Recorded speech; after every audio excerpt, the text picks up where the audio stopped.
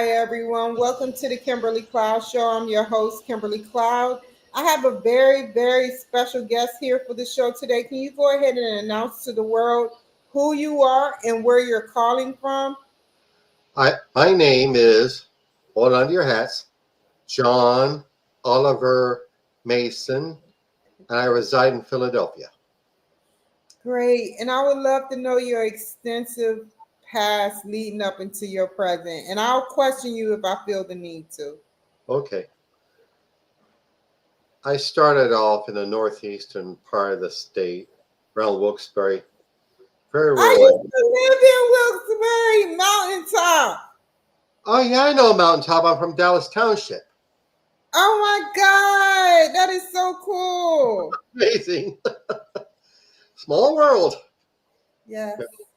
And I'll tell you, I had a miserable childhood. All my schoolmates bullied and teased me. Not even Boy Scouts or Sunday school, I was safe. My parents were hating on each other, and they also dumping on me. I was stuck in a miserable position, and several times I attempted to get out, like 11 months in the Army, one semester in 81, and the first half of 81 in the College of Staten Island, part of the city university system.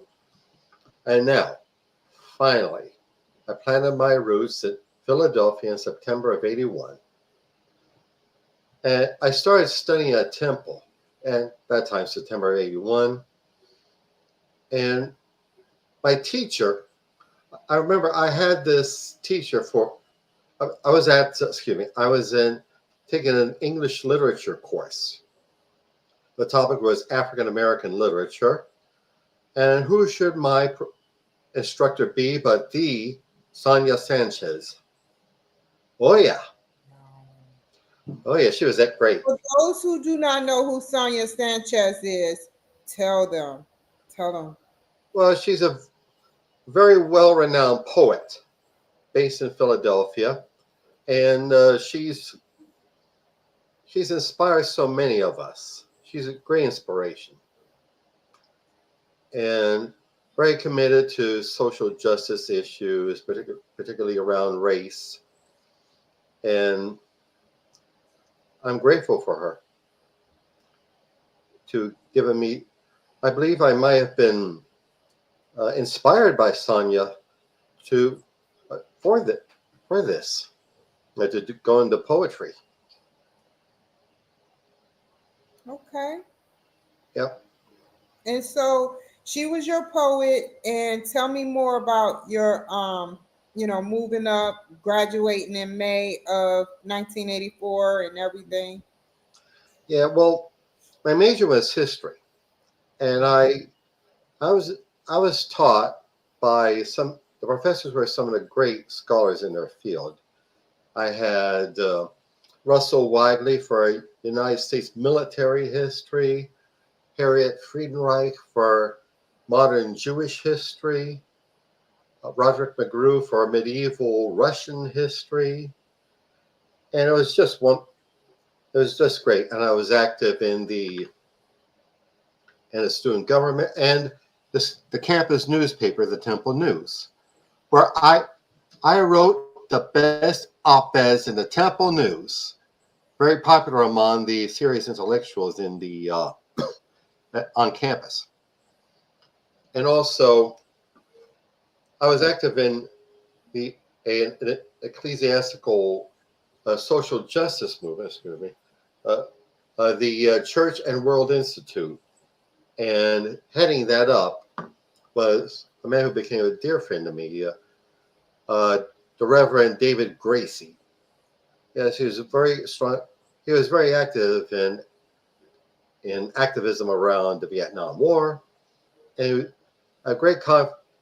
we did a great deal of activism around Central America during the Reagan administration and the nuclear freeze and anti-apartheid campaigns on South Africa.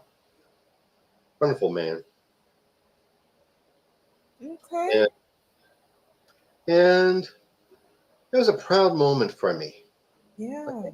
Like when I was in the old civic center in around the Penn campus, and we were grouped according to our degree programs. I was in the Bachelor of Arts degree program in liberal arts, and when our degree program was we all stood up and moved, and the president of the university moved bestowed upon us the degree of Bachelor of Arts, and we moved our tassels from right to left, and we sat back down. That was a great moment. Yeah. So tell me when you so from in May of 1984 you graduated, and then you had an episode where you were a publisher and you did many other great things. You were in ESC. Yes, that was the first journal I got published in, and I sent them some of my poems. They published it. I mean, it was like having a mini Pulitzer. That was a good high. And after I graduated, I I was on the job market trying to find a job. I had a temporary job at the city, and there were times when I have a job, but all of a sudden something happened, some situation done on my part, where I lost a job, and I was going nuts. And in June of 86, I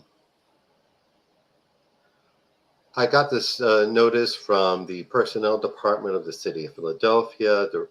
The records department needed a clerk, and so I went to the interview. I went back next week to see how things are going, and the deputy commissioner said, "Well, I guess you got the job." I was like, "Thank you, Lord." I mean, it's a terrible time. I felt so worthless being unemployed. Yeah. I once broke down. uh, I was at this freebie mental health clinic, and I went to the psychiatrist's office, and I just cried like a baby. I cried like a baby. But It I had to was, be hard on you because you have this degree and you've been in this prestigious paper, and it's like you're not getting nowhere. So I understand. mhm. and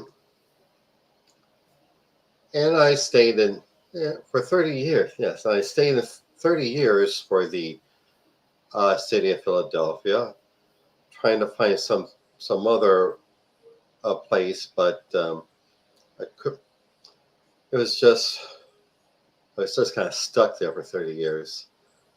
But the good part is I was always in,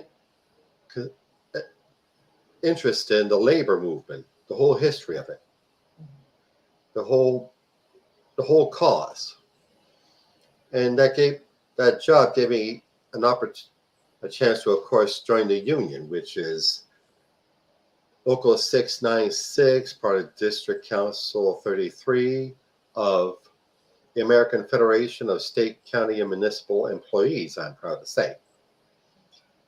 But I had to go through a bit of a baptism of fire. See,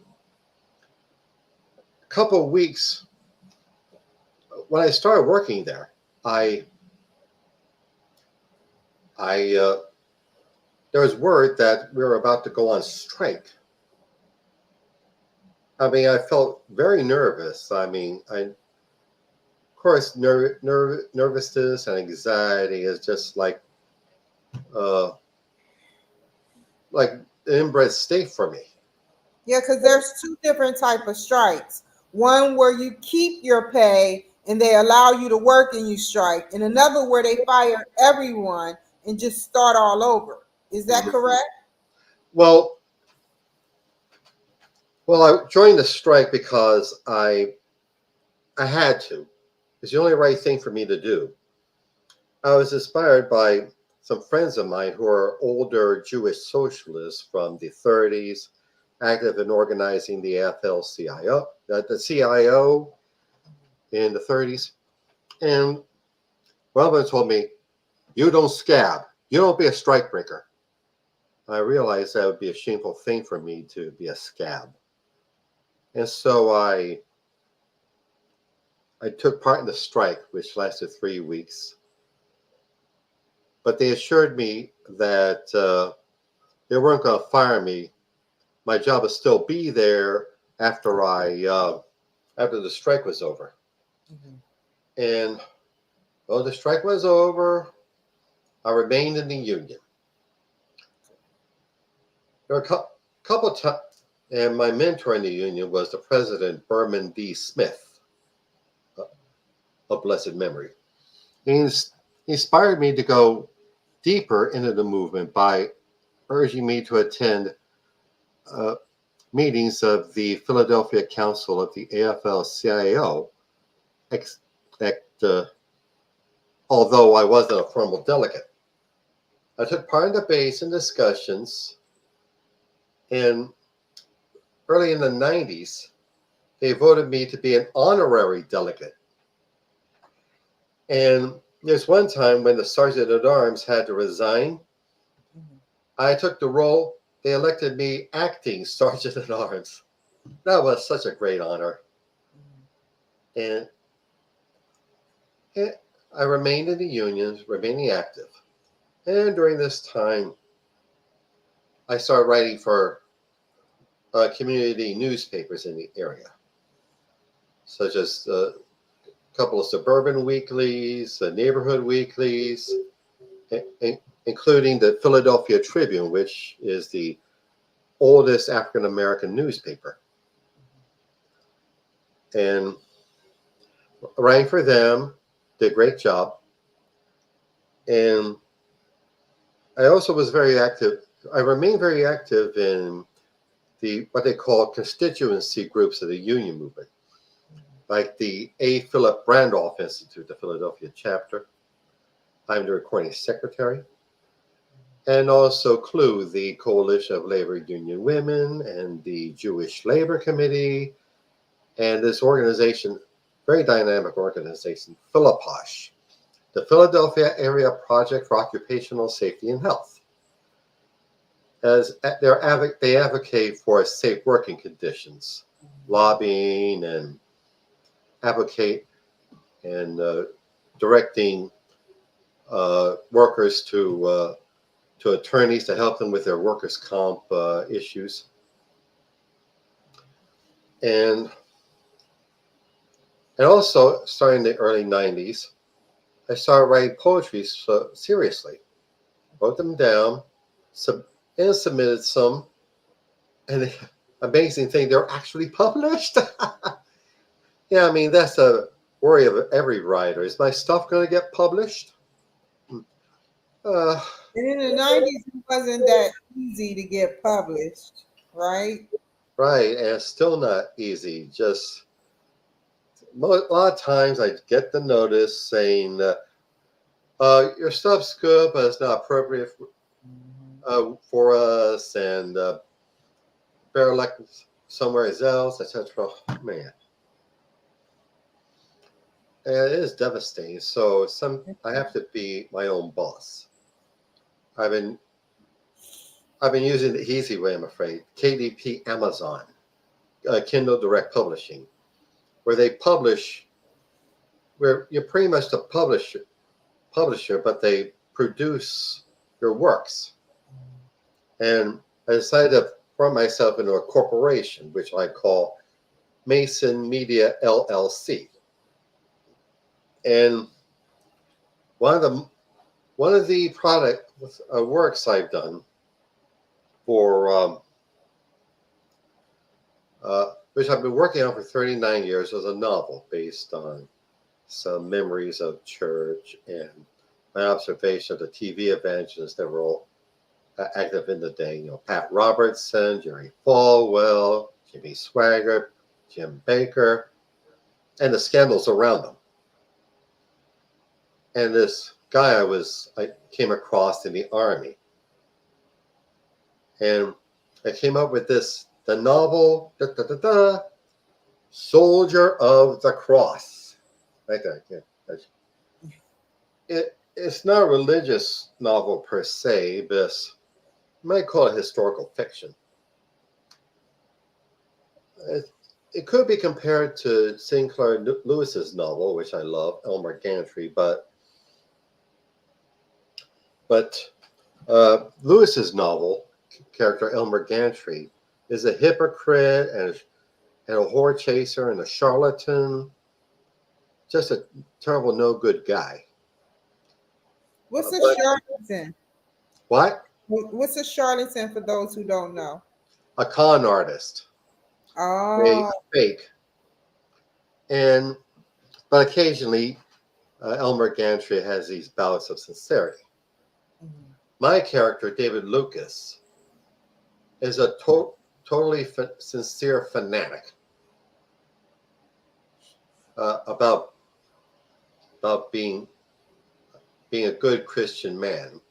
It delves into this toxic strain of Christianity, which was active in the late 1800s, early 1900s, called muscular Christianity, trying to put forth the idea of Jesus, not just as a good shepherd, this Lamb of God, but this big, virile he-man, strong, brave, trying to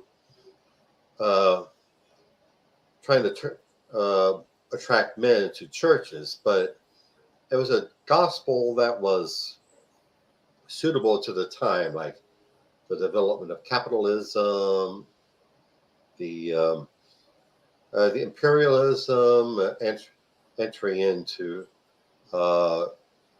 so-called to underdeveloped lands, to conquer them and spread the white man's burden, yada yada yada. And what religion was this again? Well, like I said, it was this movement, ideology. Yeah, called muscular Christianity. I never heard of it. That made Jesus look like this wonderful hero that, well, he is, but this muscular, invincible man type thing. Oh yeah. Yeah. I mean, it still goes on in some of the evangelical churches. Like some people talk. One guy, there was a TV recording of one guy saying Jesus could have been a Navy SEAL. Yeah, he walked those hills. Sometimes somebody was telling me they went between Israel or somewhere in that area to this church he used to teach in. And those hills were vicious. They had to take a break in between going up to the church. And so I'm like, yeah, that's like Navy SEAL things, but I get it. Yeah. And it has this and my character, David Lucas, has this very condescending, he's very condescending towards his wife. I mean, just talks to her like a little kid. But he remembers a time that he was this worthless guy, a real waste of life, a drunk and chased after girls, and was a school bully, terrorized this nerdy kid in school, and gets in trouble in the army, and he comes out of it as a fanatical born-again Christian, where the chaplain he consults with in becoming born again told him about Judaism. Billy Sunday, Okay. who was one of the who was the evangelist of the late 1910s, early 1920s. I mean, he really pushed forward that the idea of muscular Christianity, that Jesus was this big, strong, virile he-man, and this chaplain passes the idea on to Lucas, and Lucas comes out of this fanatical, manly man for Jesus, and but there's a series of events that lead him into trouble. Uh, well, I'm urging people to be surprised and purchase the book. It's on Amazon. Soldier, Soldier of the Cross. There it is. Can I ask you something? What did you focus on? We were talking before the show, and you said you focus, and it's you are the focus of this book, you know. But tell me, you said that you focused on Judaism. Can you explain to the people, because some people don't know what Judaism or Judaism, I hope I'm saying it right, is? Was the Jewish religion. See, when I was a kid, I was brought up in a Methodist church, and I was hauled into Sunday school, where the same bullying and teasing I got as a kid in school, I received there, and it's like I took that Sunday school religion seriously, but they still acted, like they weren't affected by it, and I was expected to put up with that crap, turn the other cheek, etc. Just try to ignore being insulted and abused and harassed and bullied, but that's not how it works in real life. It's as if the adult authority figures, teachers, what have you, just didn't want to get involved in it. It's like they didn't want to deal with it. And like blaming me for all the trouble. Like all that teasing and bullying was my fault. But I digress.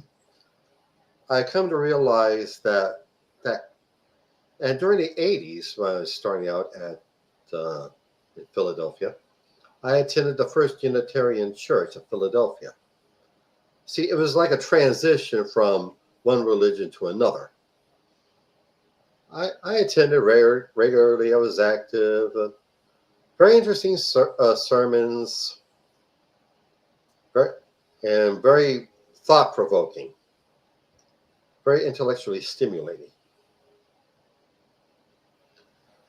But it was like 1990 when I realized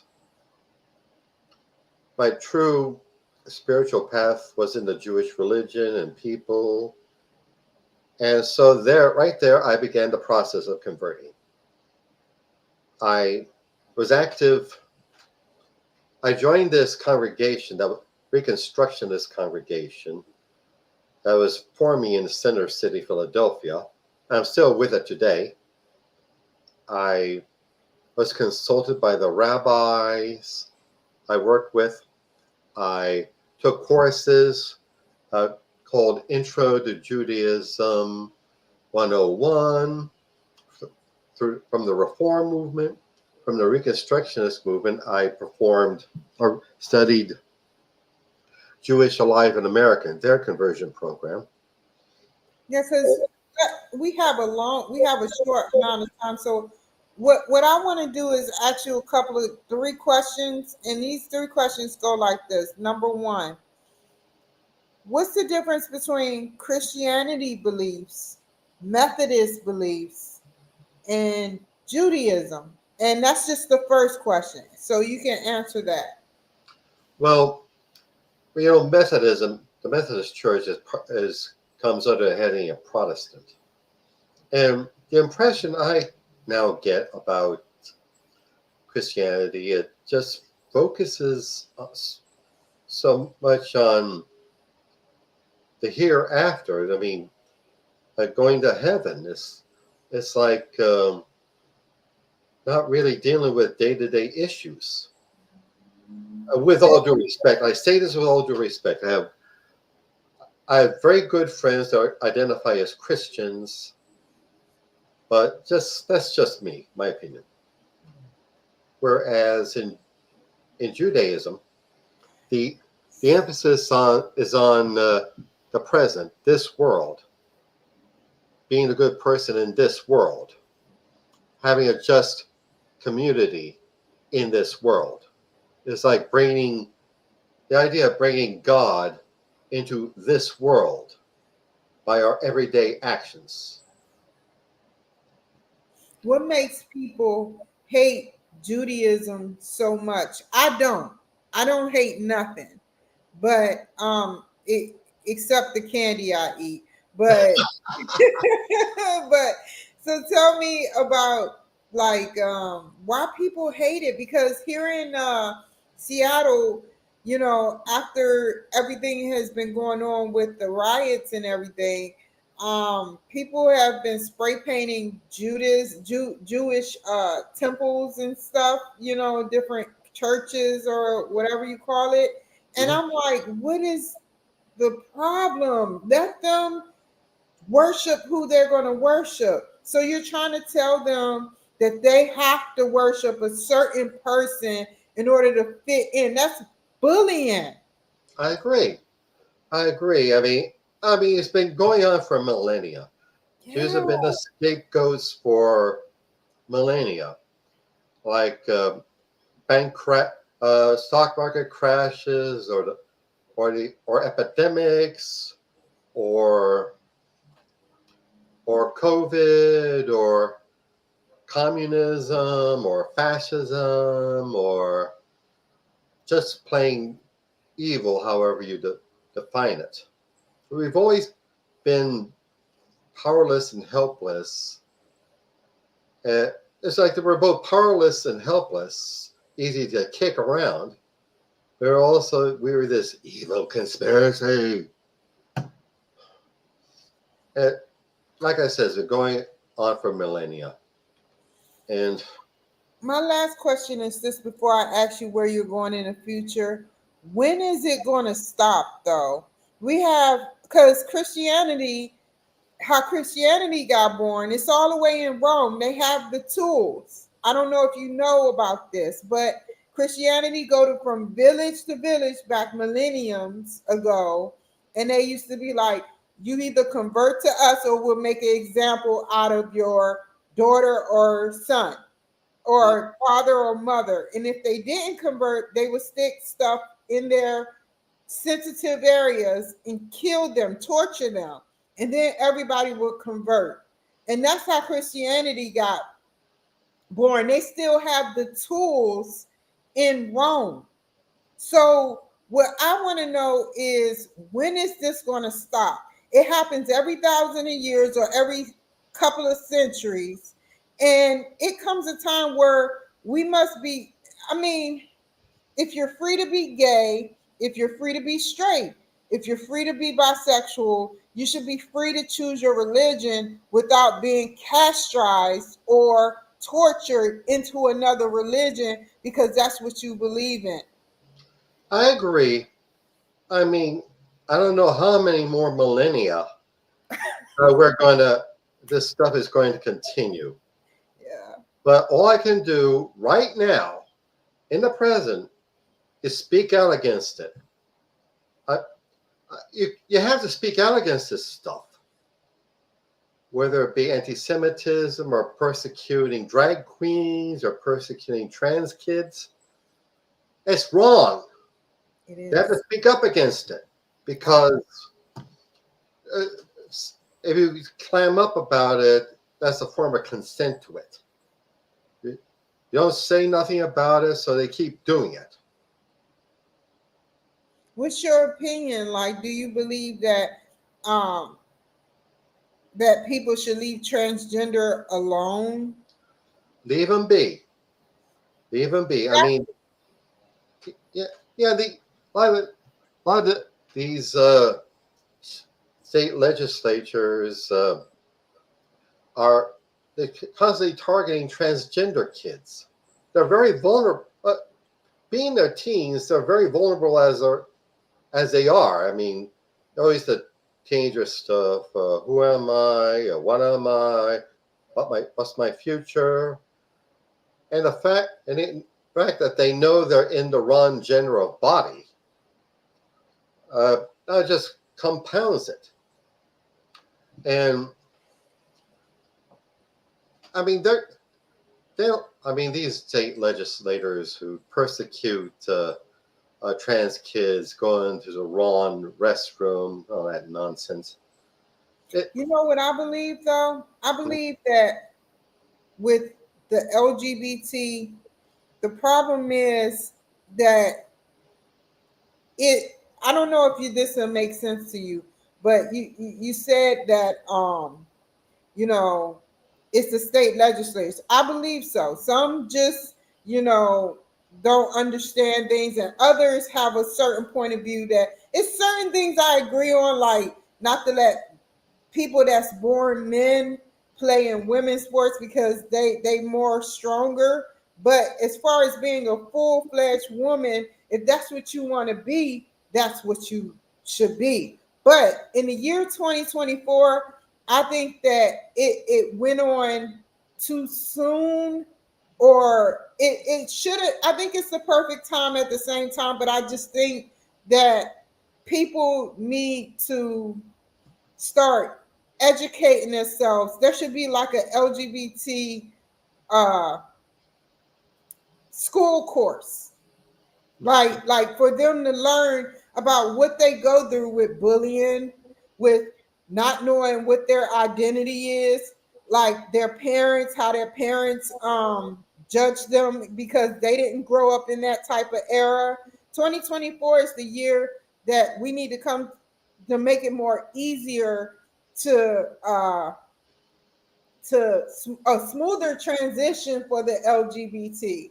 But like I said, I believe that men, full-fledged men that take hormones and therapies and grow breasts and possibly do a sex change should not be in women's sports. But as far as, because their strength is more like stronger, but I'm not bullying them by saying that. I'm just saying that that's science, and other than that, I feel like everything, you said is correct. Don't bully them.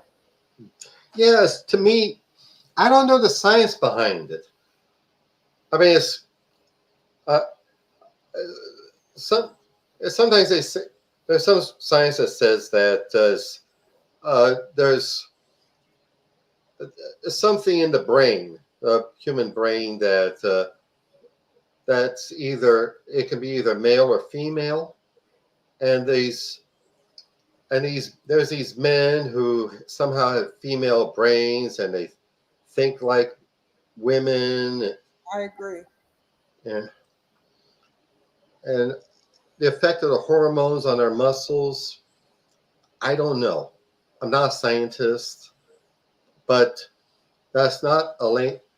I'm not going to make that a lame excuse to not not study up on it and to advocate alongside of them. And this is what we need to be studying for the high school, the middle school, and elementary. It should be in increments, because I'm not saying that it will gear people towards, being a man or a woman when they're a woman or man, but it can let them know what's out there and how to approach this scenario, this situation, because whether we like it or whether we don't, it's here. It's then came to this. It's been this way for millenniums. Men having sex with men, women corsetting with women, but it seemed like a surprise now. Back in Hercules time, I forgot what they call it. If I knew, I watched so many movies, that based on truth, you know, men and women in higher positions sleeping with each other of the same sex, and it's just here. It's here to stay. So we Yeah, must educate. no, it's true that in ancient times, I'm thinking about Greece and Rome, ancient Greece Yes, and Rome. Yeah, I mean, same-sex relationships between men were very commonplace, and women were just kind of in the house, stayed in the house, avoiding. They were not permitted to take part in the day-to-day life of the community, and and now all of a sudden, and even during uh, the when Christianity, for lack of a better word, developed through Europe, the idea spread that same-sex relationships are an abomination, but still, same-sex relationships still went on, because and their mind, way before science, just theory was their mindset. Their mind was attracted to other women and other men. So now that it's open, now we need to learn how to educate our people, not to sway to be gay, but to educate how to treat their friends, how to treat their family that's just coming out in their 40s or 50s, how to treat their children who say, when okay, I don't want to throw any of my family in this, but I'll say I know someone that knew that they were gay at a young age, but somebody going to a whole elementary school and saying, hey, it's fun to be gay, and then you got 20 students repeating that's actually mind manipulation, because not everybody in that scenario knows what gay is fully, but you got certain children that grows up and they're pure gay or bisexual. that's true. I mean, um, you need to exit. We need to educate ourselves about the term gay. I mean, just it's like in high school, just kids just bandy about a word they all of a sudden hear, and that's Because all it's you fun. hear it all over the place. Yes. One last thing. Okay. So they got this new uh thing. It's not like gay or LGBT, but it's called, I forgot what it's called, but it's about people dressing up as kittens in middle school. They dress up. Have you heard about it? They Yeah, dress it's a up bunch as of bunk. kittens. Uh, Yeah, and I'm like, what else is going to be? They dress up as cats and they bite people saying, okay, let me say the whole story. They're biting their people that go to school, people that they don't know, ankles, and people are protesting against it. The parents and the children saying, we just want to learn. Like I get it. I get well, it. Just want to learn. Go ahead. well, it's just a rumor that certain politicians bandy about to uh, to attack LGBTQ kids. I mean, it's just nonsense. But I'm familiar with the phenomenon of furries. I mean, they get Yeah, people. furries. Yes, yes. Yeah, it's a fetish for some people. They get they get their jollies by like dressing up as Bugs Bunny. Yes, they're dressed up as anybody, and the children just say the only problem that they got is the fact that when they dress up as kittens, they bite their ankles and attack them. That's what they say on Sky News. That's what, and the children are holding up signs saying they just want to learn. That's it. Oh, I wouldn't put much credibility in those stories. I mean, That's I say we have to do our own thinking, our own research about that, and try to understand uh, the furry fetish a little better. No, though not necessarily partake in it. Uh, I, like that, you know. Do you think, I promise you this is the last question. Do you think it's time that the Pope start giving the Bible that he's able to read and nobody else is able to read to the mass public, other than us getting a Bible that we comes from different what they wanted us to read, that is in symbolization that some of us interpret as one thing, but we have to go in church to interpret it as another way. I think it's time, my opinion, before you answer, is I think it's time that the Pope start giving the scriptures of the Bible that's underneath or above the Vatican, or however you say it, that's closed off to the mass public, and reviewed in different languages, so that we can come to a conclusion of who Jesus truly is. Because there's so much on Jesus, and there's other key players in this too, other than Jesus. So, what do you think he should do for the people of not only the United States, but Rome and even China, everywhere across the globe? Well, I'm not familiar with that story about the secret Bible stashed somewhere in the Vatican. It's actually a lot of the Bible. I don't. I'm sorry. I don't mean to, say anything, or offend you. I just know that I did my research, and there's actually a lot, not just the Bible, but scriptures that cannot come out to the mass public because of what they might think or do. What is your? Well, well, I'm not, like I said, I'm not familiar with such a thing, but I know that in my own reading that the Bible, as the Christian Bible, has gone through a lot, shall we say, permutations. Like the Gospels, they're oral traditions that are passed down from one generation to the next, and during that passing down, it had to be some alteration of the story. It was only like about a century after those events that they finally got to be written down. And so there was some, so I showed there was some distance between those two periods. And some Christian traditions have, like I said, you say, have their own variation of the Bible. Like there was this reports about from Ethiopia, which has a strong Christian tradition. About they have a copy of the Bible, which is in this extinct Semitic language. I believe it's Ge'ez, and it has 1,000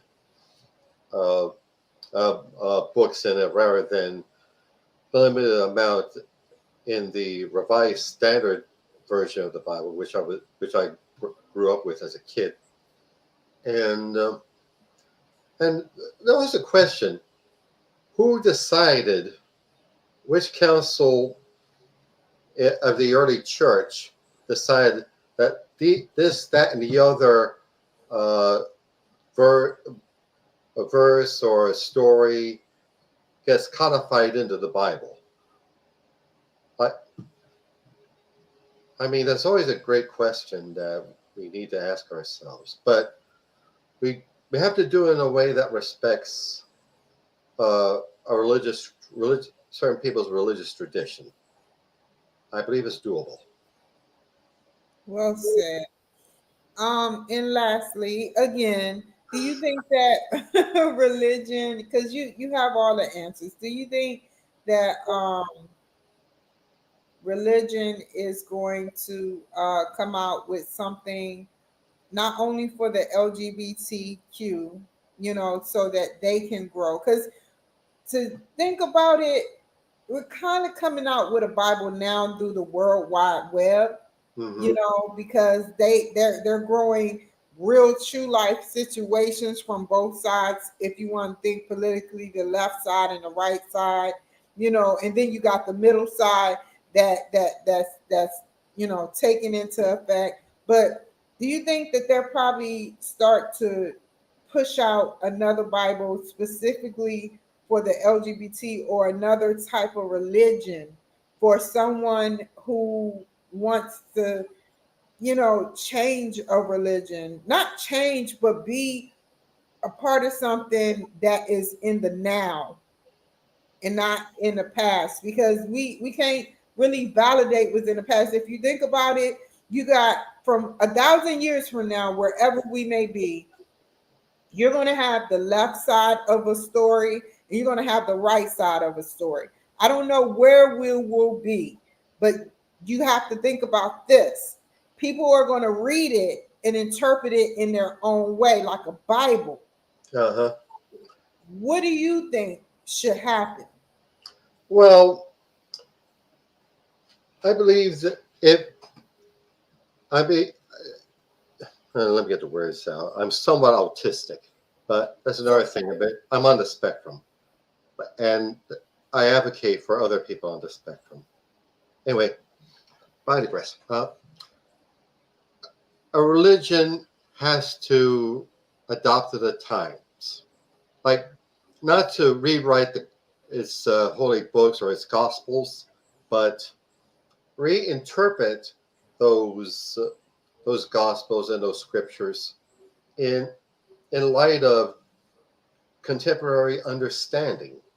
Like in the time of the first century AD, the slavery was an accepted institution in the ancient times, and we couldn't allow slavery in this era, nor can we accept us inferior subordinate situation for women.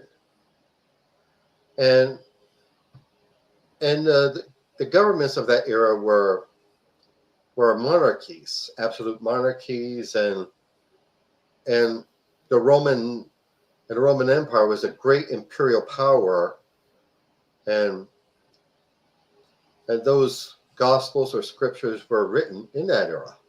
But we're not in the midst of a great imperial power. We're not an absolute monarchy. We're a constitutional republic, and we have new scientific research done on women and on the reality of LGBTQ people, that white people are gay or bi or trans or what have you. There's solid research, and that has to be taken into consideration. Yes.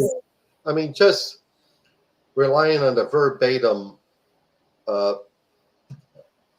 word of the scripture is, I mean, it'd be it's a dead gospel.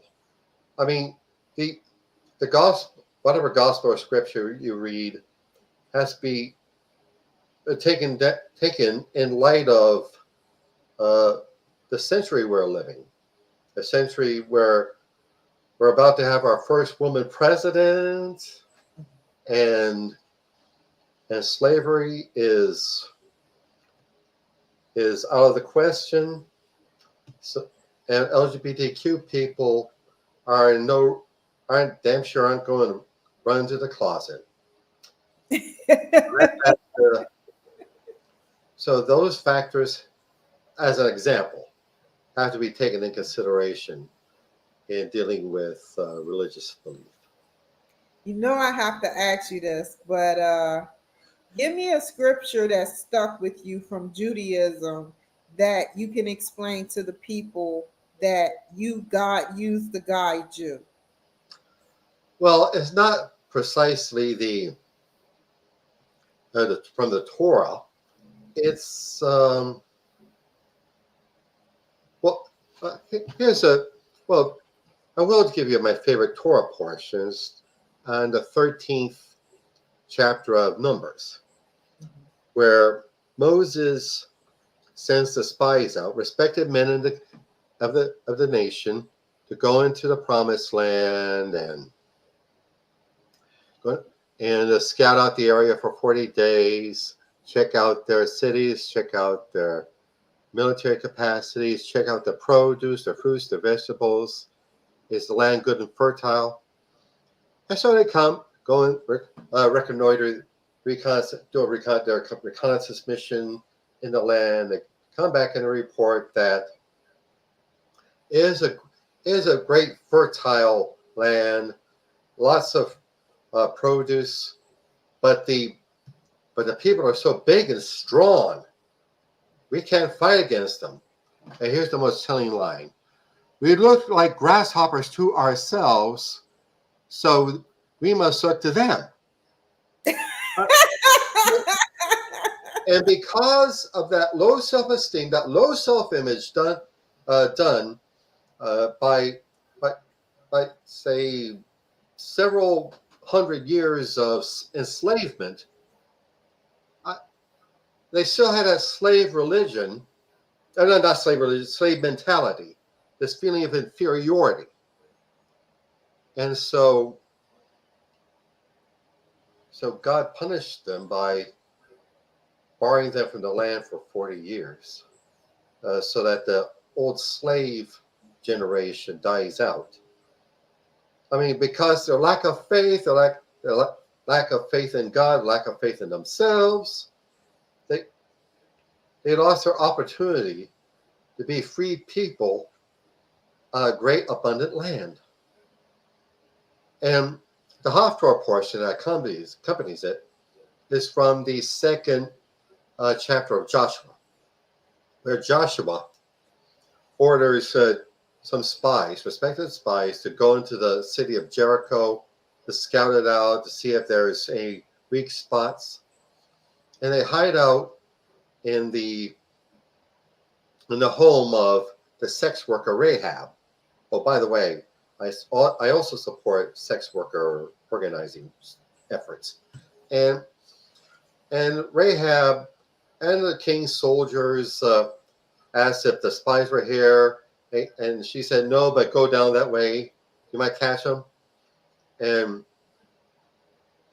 Rahab was spared the downfall of the walls of Jericho because of her support for the spies, because she hid them out and kept their secret. I mean, that's a very telling thing.